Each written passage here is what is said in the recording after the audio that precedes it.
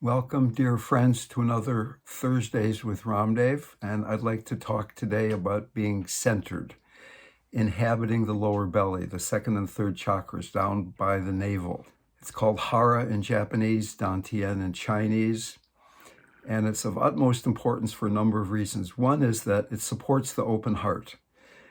The hara, the lower belly being centered is the equivalent of going beyond fear of falling out of the I who's in charge of everything, and letting the energy, the chi, the shakti of the world flow through you, beginning to be in the process, so to speak, of the martial art of being you, rather than I am doing it, letting the chi, the shakti of the world flow through you and do the action. In Japanese, they say breathe out, breathe in. That breathing out, in the definition of breath, breathing out happens first. You have to create the space as you're breathing out before you can take the air or the energy in. So that in hara breathing and centering breath, we're emphasizing this quality of breathing out. As you breathe out, can you drop down into the lower belly, let your attention be there. And the hara, the lower belly, is where we build up daily stress. The very word itself, centered, being centered, tells us what's going on here. Being centered means we're not being buffeted about by the stuff of our lives, the activities, the relationships, the energy. We're staying at that center place, at the center of the cyclone, the center of the hurricane of life. And when you meet somebody who's not up in their mind, identified with each passing thought, but is down in the belly, letting the belly support the open heart, it's an unmistakable circumstance.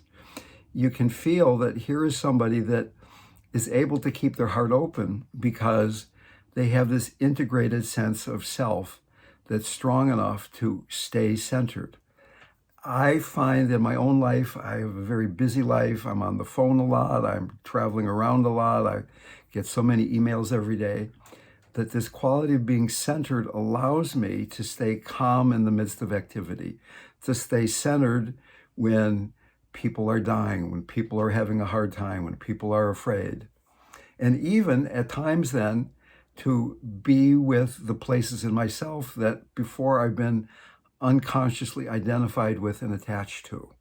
So being centered is really learning to stop trying to orient yourself in a specific fixed way. You're letting experience flow. You're letting life unfold. You're letting yourself fall down again and again and receive in the center the energy that flows through us, the energy from which we create boundaries, from the energy from which we do our different activities.